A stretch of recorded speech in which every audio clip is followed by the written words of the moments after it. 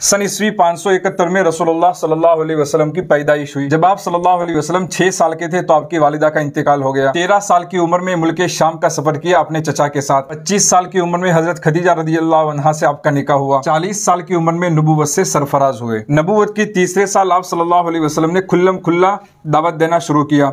नबूवत के 10वें साल जनाब अबू तालिब और हजरत खदीजा रदियल्लाहु अन्हा का इंतकाल हो गया और आप सल्लल्लाहु अलैहि वसल्लम ने ताइफ का सफर फरमाया। सन नबवी 11 में मदीना के 6 लोगों ने मौसम हज में इस्लाम कबूल किया। सन नबवी 12 में आप सल्लल्लाहु अलैहि वसल्लम ने आसमानों का सफ़र किया, यानी कि मेराज का वाक़या पेश आया और मदीना के 12 लोगों ने इस्लाम कबूल किया। सन नबवी 13 में मदीना के 75 लोगों ने मौसम हज में आप सल्लल्लाहु अलैहि वसल्लम से मुलाकात की और आपको मदीना आने की दावत दी। आप सल्लल्लाहु अलैहि वसल्लम ने उनकी दावत को कबूल किया और सन नबवी 13 में ही आप सल्लल्लाहु अलैहि वसल्लम ने मदीना हिजरत फरमाई। हिजरत के पहले साल मस्जिद नबवी की तामीर हुई। हिजरत के दूसरे साल ग़ज़वे बदर पेश आया। तीसरे साल ग़ज़वे उहुद पेश आया।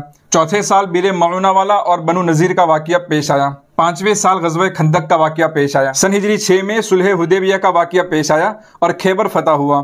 सन हिजरी 7 में आप सल्लल्लाहु अलैहि वसल्लम ने उम्रा अदा फरमाया।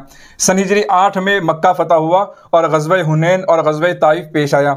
सन हिजरी 9 में हज फ़र्ज़ हुआ और मुसलमानों ने हज किया हज़रत अबू बकर सिद्दीक़ की अमारत में और ग़ज़वे तबूक का वाक़या पेश आया। सन हिजरी 10 में हज्जतुल विदा का वाक़या पेश आया और सन नबी 11 में दुनिया के अंधेरे को मिटा करके दुनिया को मुनव्वर करके इस दुनिया से पर्दा फरमा गए। आप भी कमेंट में रसूलुल्लाह सल्लल्लाहु अलैहि वसल्लम की ज़िंदगी के मुतालिक किसी एक वाक़ये की तरफ इशारा करें।